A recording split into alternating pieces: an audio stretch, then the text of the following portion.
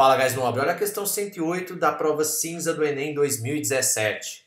Alguns tipos de dessalinizadores usam o processo de osmose reversa para a obtenção de água potável a partir da água salgada. Nesse método, utiliza-se um recipiente contendo dois compartimentos separados por uma membrana semipermeável. Em um deles, coloca-se água salgada e no outro recolhe-se a água potável. A aplicação de pressão mecânica no sistema faz a água fluir de um compartimento para o outro. O movimento das moléculas de água através da membrana é controlada pela pressão osmótica e pela pressão mecânica aplicada. Para que ocorra esse processo, é necessário que as resultantes das pressões osmótica e mecânica apresentem. Mas, nobre, o que acontece?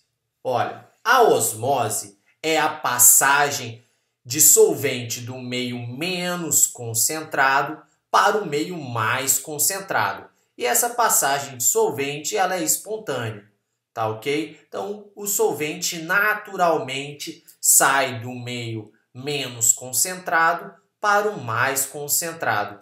E o que ele está falando aqui é justamente de fazer a osmose reversa, que é sair do mais concentrado para o menos concentrado. Ele quer mandar o solvente, que no nosso caso aqui é a água, né, do meio mais concentrado para o meio menos concentrado. E tudo isso é feito com o auxílio de uma pressão mecânica aplicada. Ou seja, nós vamos fazer a pressão em um desses dois compartimentos aqui. Agora, olhando o nosso esquema, o que acontece naturalmente? Naturalmente, nós temos que a água sai do recipiente 2 para o recipiente 1. Porque aqui é o menos concentrado, então o solvente vai passar para o meio mais concentrado espontaneamente. Isso é o que acontece aqui. Só que ele quer fazer justamente o reverso. Ele quer que a água saia do mais concentrado e vá para o menos concentrado, que é a osmose reversa, porque ele quer obter água potável a partir de água salgada. Então ele quer tirar a água aqui, ó, que está nessa parte mais concentrada, né, que está água salgada, e vir para cá para a água potável. Tá certo? Então, só que para isso acontecer, o que ele tem que fazer? Aplicar uma pressão mecânica. E aonde que ele vai aplicar essa pressão mecânica? Pô, você concorda comigo que se ele aplicar essa pressão mecânica aqui no recipiente 2, ele só vai favorecer a osmose?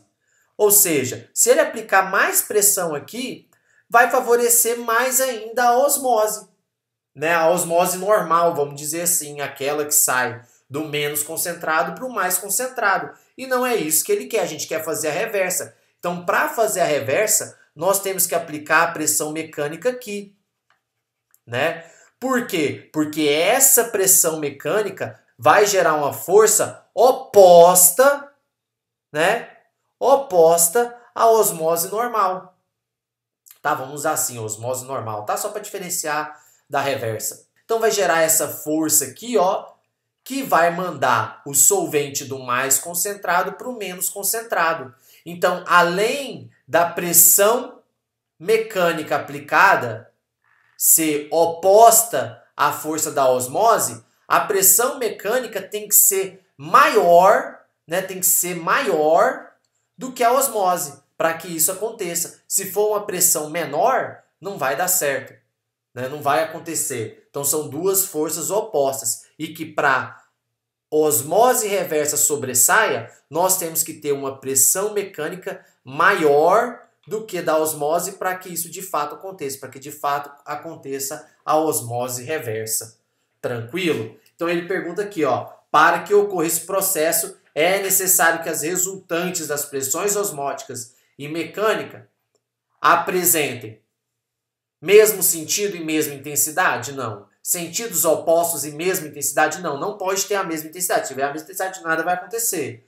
A pressão mecânica tem que ser maior a ponto que a água vai sair do mais concentrado e ir para o menos concentrado. Então, sentidos opostos e maior intensidade da pressão mecânica, né? Letra E de égua. Beleza?